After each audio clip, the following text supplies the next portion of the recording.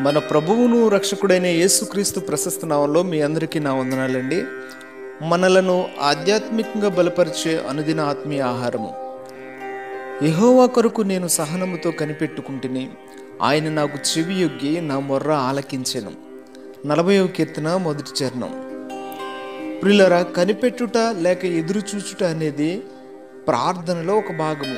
అయితే ఈ రోజుల్లో ఈ మాటలు క్రైస్తవ భక్తిలో కనుమరుగవుతున్నట్లుగా కనిపిస్తున్నది. ప్రస్తుతం ప్రపంచం చాలా వేగవంతంగా ముందుకు పోతున్నది. ఏ కార్యం చేసినా కానీ క్షణాల్లో జరిగిపోవాలి. ఇదే దృక్పథం మనుషులలో బలంగా నాటుకుని పోయింది. ఇన్స్టంట్ కాఫీ అంటూ, ఇన్స్టంట్ ఫొటోస్ అంటూ ఇలా అనేకమైన విషయాలను మనం గమనిస్తూనే ఉన్నాము. కాబట్టి ఈ రోజుల్లో ప్రార్థనలో అడిగిన విషయాలు కూడా వెంటనే జరిగిపోవాలని ఎదురు చూస్తూ ఉన్నారు. కొన్ని విషయాలలో మన ప్రార్థనలకు దేవుడు వేచి ఉండమంటాడు.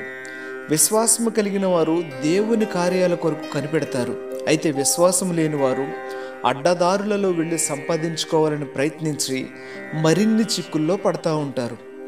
దేవుడు ప్రతిదానిని కూడా దాని పని కొరకు నియమించాడు.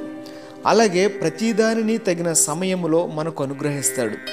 విట్టి విశ్వాసము లేని వారు దేవుని కార్యాల కొరకు ఎదురు చూడనందున విశ్వాసములో బలహీనులై భ్రష్టులైపోతున్నారు. కానా విందులో ద్రాక్షారసం అయిపోయినప్పుడు ఆ విషయాన్ని అక్కడ ఉన్నటువంటి వారు యేసు తల్లి అయిన మరియకు చెప్పారు. ఆమె వచ్చి యేసు ప్రభువుకు ఆ విషయం చెప్పినప్పుడు, అమ్మా, నా సమయం ఇంకా రాలేదు అని చెప్పాడు. అయితే ఆ సమయం వచ్చినప్పుడు ఆయన తన కార్యాన్ని జరిగించి నీళ్లను ద్రాక్షారసముగా మార్చి మునుపటి ద్రాక్షారసము కంటే మించిన మధురమైన ద్రాక్షారసాన్ని వారికి ఇచ్చాడు. అలా కాకుండా ఆమె తొందరపడి మరేదైనా చేసి ఉంటే గనక అక్కడ కొరత తీరేది కాదు, ఆ అద్భుతం జరిగేది కాదు. 75 ఏండ్ల ప్రాయంలో ఉన్నటువంటి అబ్రహామును దేవుడు పిలిచి అతని సంతానమునకు తను చూపించు దేశమును స్వాస్థ్యముగా ఇస్తానని వాగ్దానం చేశాడు. అయితే అది చెప్పి 10 సంవత్సరములైనా కానీ పిల్లలు కలగలేదని తొందరపడిన శారా తన దాసి అయిన హాగరు ద్వారా సంతానము పొందాలని ఆశించి హాగరును అబ్రహాముకు ఇచ్చింది. ఆమె వలన ఇష్మాయేలును పొందుకున్నాడు. కానీ అది దేవుని పద్ధతి కాదు. దేవుడు తగిన కాలంలో అబ్రహాముకు 100 ఏండ్ల వయసులో, శారాకు 90 ఏండ్ల వయసులో వాగ్దాన పుత్రుడిగా ఇస్సాకునిచ్చాడు.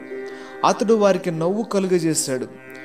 ప్రియులారా, గమనించండి, మనం తొందరపడి తెచ్చుకున్న ఇష్మాయేలీలు మనకు తలపోటుగా ఉంటారు. కానీ దేవుడు మనకు ఆశీర్వదించి ఇచ్చింది అత్యానందం కలుగజేస్తూ ఉంది.